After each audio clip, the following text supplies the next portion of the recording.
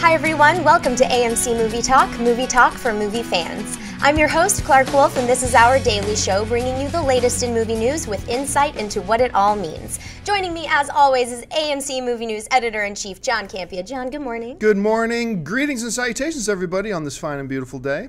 And also joining us this morning is AMC Production Manager, Dennis Sen. Dennis, good morning. Good morning to you guys as well. Now, of course, guys, a quick announcement here. Of course, Comic-Con is coming up in San Diego, biggest geek festival in the world. We got a couple of quick announcements. First of all, of course, is my annual Masters of the Web panel. This year, a special horror theme partnering with Lionsgate's You're Next, being called by some as one of the best horror films in years.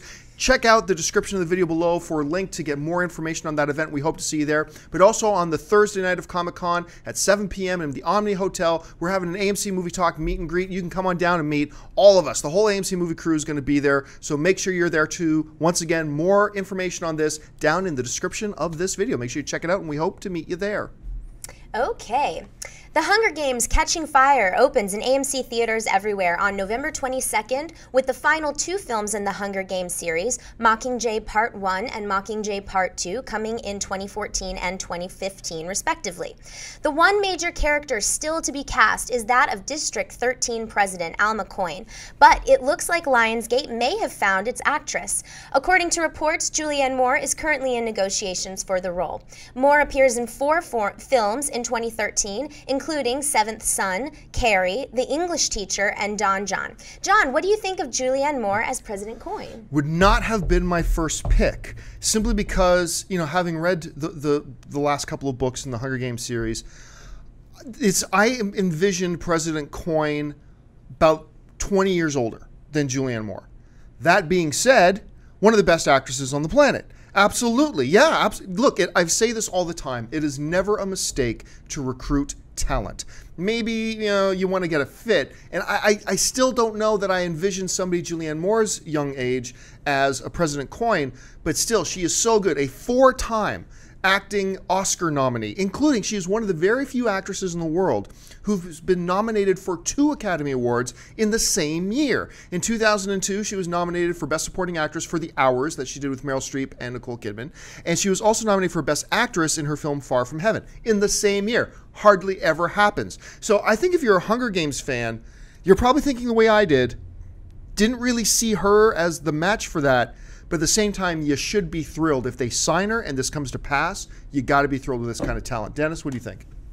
Yeah, I didn't read the books, so I didn't have a preconceived notion of what she would look like or how old she is. And I think she's a great actress, and I think it's a good casting. You know, I loved her in The Kids Are All Right. Oh, she was so good in that. And Children of Men and other movies like that. And she's a fantastic actress. I think she also, didn't she win an Emmy as well for Sarah Palin in Game Change? She was so sick good. Yeah. And she was great in 30 Rock. Yeah. She's been a recurring character on 30 Rock. She's good in everything. Yeah. I've never been like, oh, Julianne Moore, the weak link. And none of us have even talked about Boogie Nights. Yeah. Sure. I mean, like, she's it's funny. You know, we talk a lot about who are the elite level stuff. And of course, we're talking about elite level. We'll talk about Meryl Streep. And we'll talk about...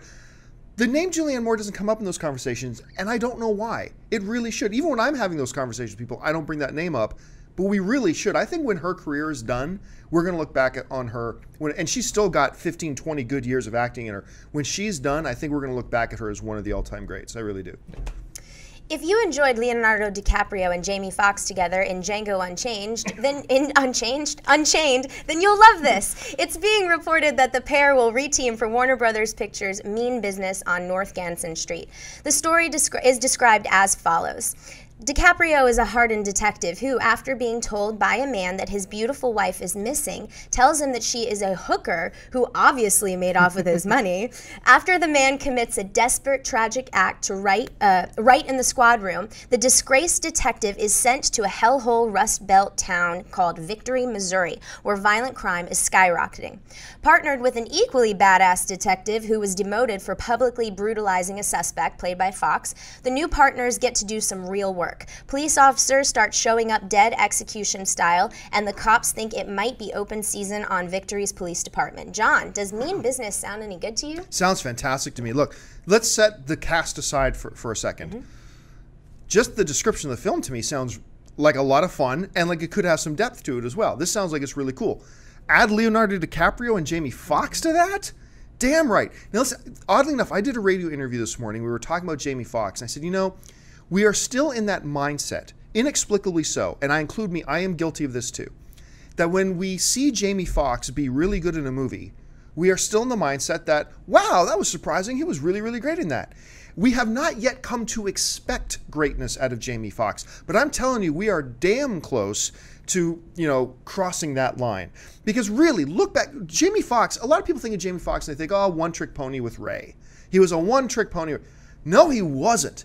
Jamie Foxx has really been consistently good for a very long time, even in some movies that aren't such good movies.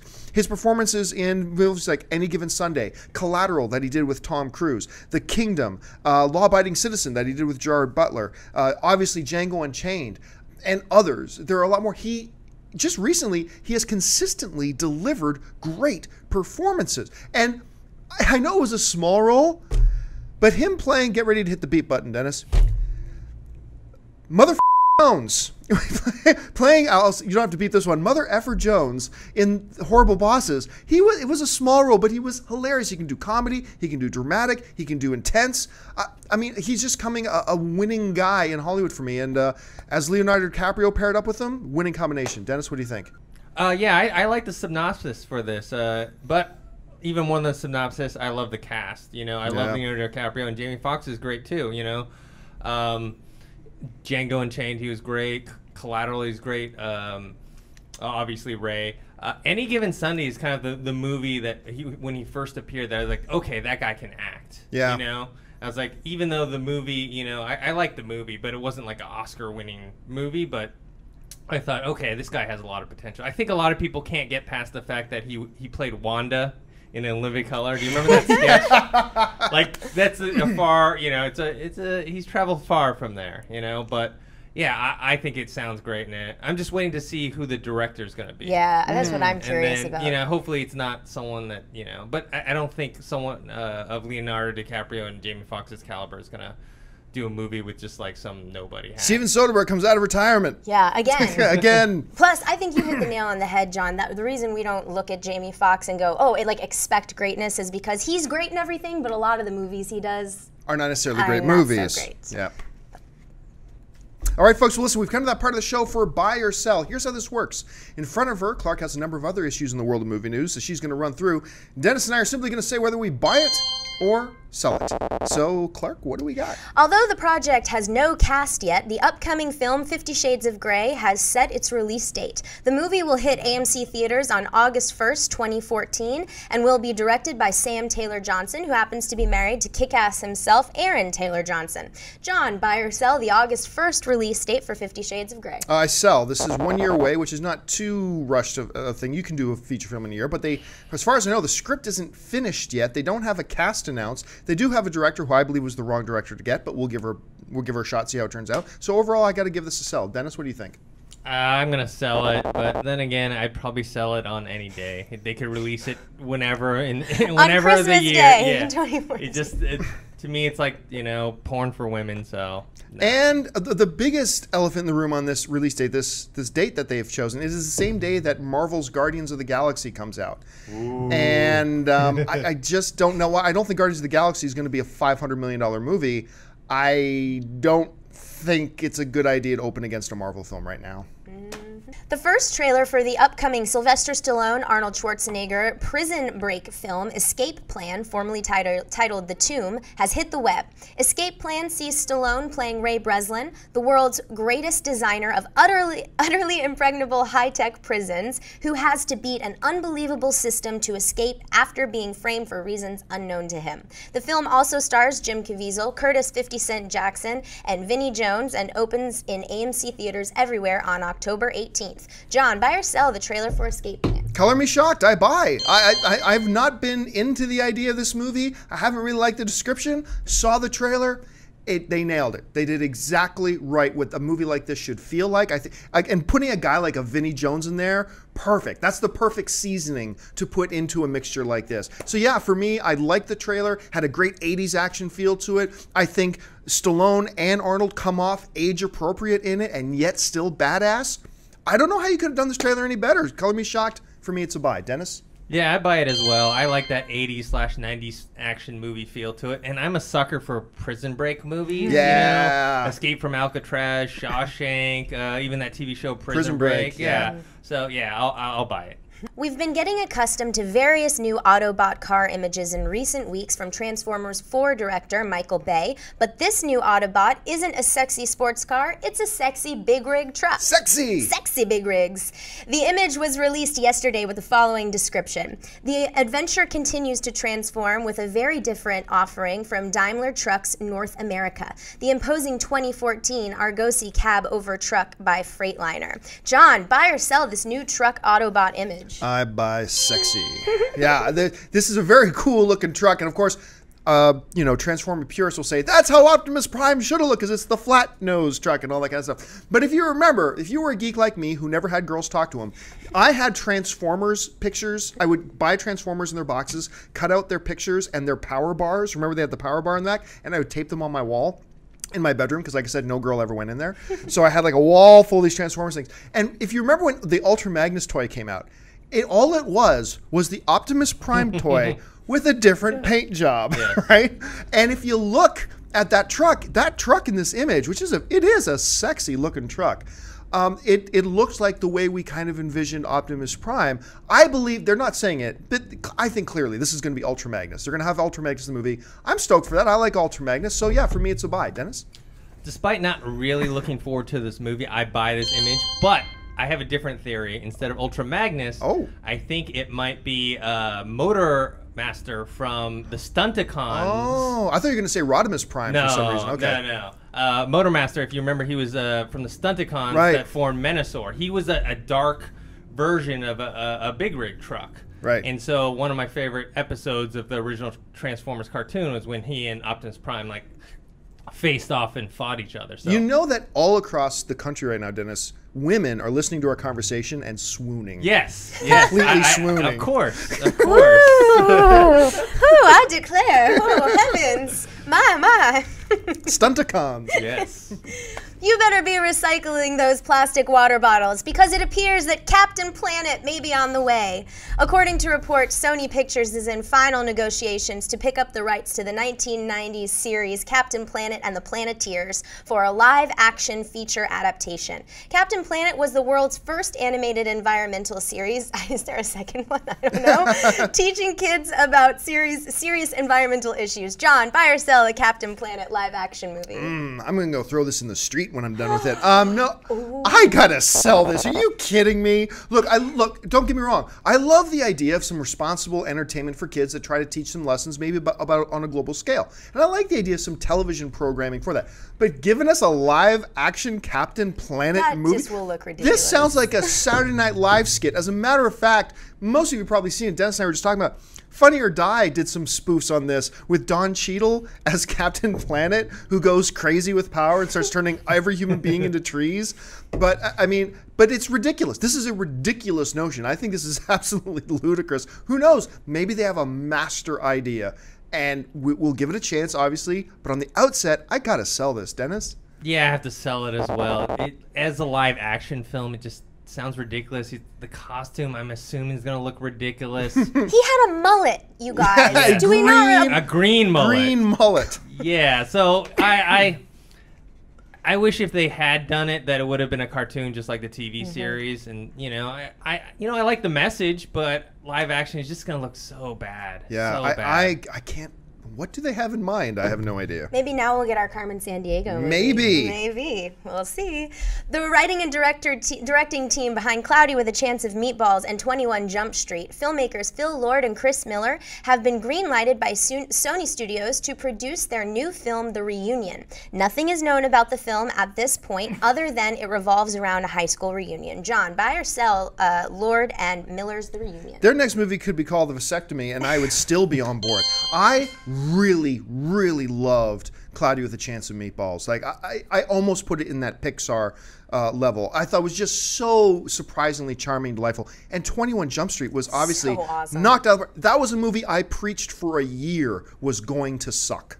I said, this sounds stupid. This movie's gonna be ridiculous. Oh, you put Channing Tatum in there. Oh, and wow, I was blown away by it. I think these guys can do no wrong right now. Give them the benefit of the doubt. I don't care if I don't know any details. I'll be there the opening day for the reunion. So for me, it's a buy. Dennis? Yeah, I buy it as well, just because of the team. And Cloudy with a Chance of Meatballs, I really like that movie. And then 21 Jump Street, I loved it. I thought it was hilarious. And like you, I remember watching all the trailers and all the promo images. And I was like, this is gonna be terrible. And then I laughed my ass off. Yeah, so funny. Last week, the first trailer for the Lego movie hit the web. Apparently, response to the trailer alone has been so positive that Warner Brothers is wasting no time in developing another Lego movie already. This one will be Lego Ninjago.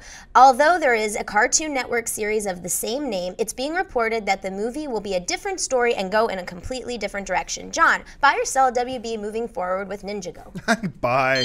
Dennis and I actually talked about this on Mailbag this past week, and I said, you know what? I have retired from the doubting Lego business. I believe this is going to turn into a movie empire.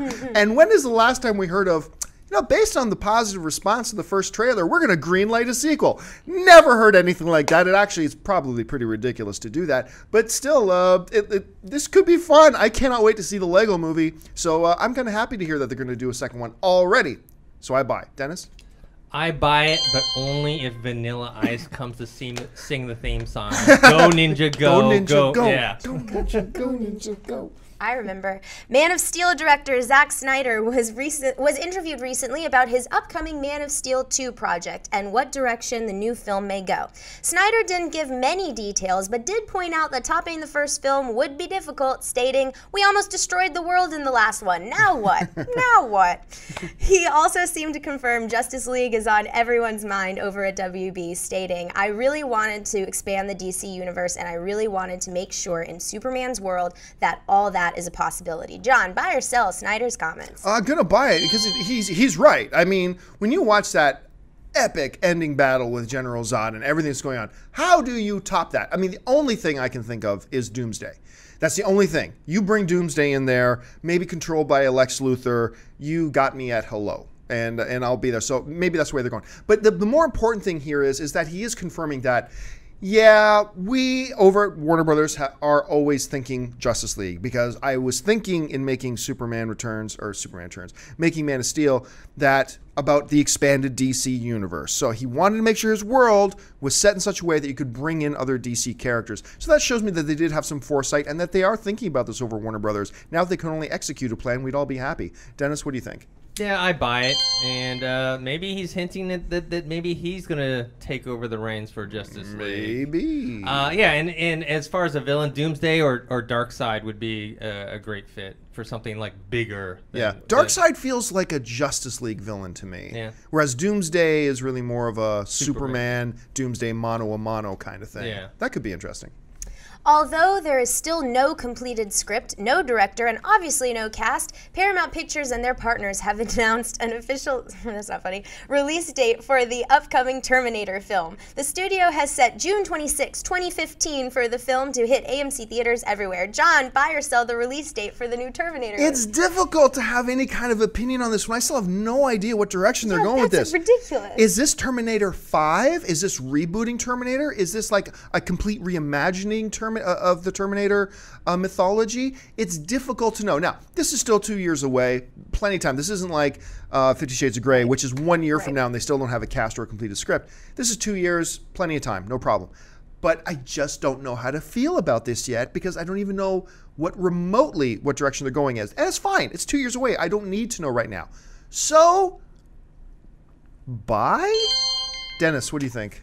Yeah, I'm going to sell it. I'm actually looking forward to another Terminator movie because I love the franchise, and I think there's still stuff that they can do with it, especially after the disappointment of Terminator Salvation. Yeah. But 2 years, it's not, it's not right. It's not coming up real soon, but at the same time, line up something, a script or director or something to let us know that you have some sort of plan. So I think making the release date for me just means, well, you guys, that's the only thing you guys have, but nothing else. Yeah. And man, we talk about it all the time. How stacked is 2015 turn? Yeah. Especially that summer. I mean, this is not a good time. June 26, 2015. I am going to spend all my money. At the theater. All right, folks, listen, that does it for us. We're all out of time. Thank you so much for joining us. Listen, before you do anything else, while I've got you, stop what you're doing, take a second, and click the subscribe button. Or if you want to support us, click the thumbs up button on this video if you like it. It lets us know you like what we're doing. But click the subscribe button. Become a subscriber to our AMC Movie News YouTube channel. It'll keep you up to date on everything going on in the world of movie news. And, of course, our daily AMC Movie Talk show and our weekend AMC Mailbag show. Make sure you follow us on Twitter at twitter.com/AMC Theaters. Like us on Facebook at facebook.com/AMC Theaters. If you want an audio-only version of this episode, look in the description of this video and you'll find links to our iTunes and Stitcher Radio so you can listen to us on the way to work. And listen, go on out and see a movie tonight. There are so many really good movies playing in AMC theaters right now. Monsters U, Man of Steel, Fast and Furious is still playing. Lots of great stuff. Go to www.amctheaters.com for your theater, showtime, and movie ticket information. Once again, click that subscribe button. I want to thank, as always, our lovely host, Miss Clark Wolf. Clark, thanks so much. Where can people find you online? I'm on Twitter at Clark Wolf, Clark with an E, Wolf with an E, and on Facebook at officialclarkwolf.com, facebook.com, whatever. Facebook.com.facebook.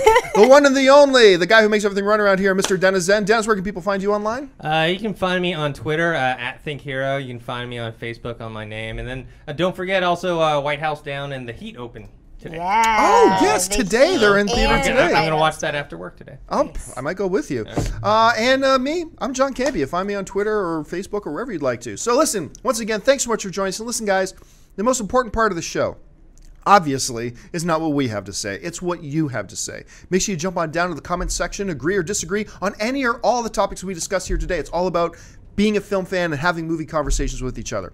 So thanks a lot for joining us. Until next time, I guess until Monday, I suppose. My name's John Campea. Have a great weekend, everybody. And until then, bye-bye.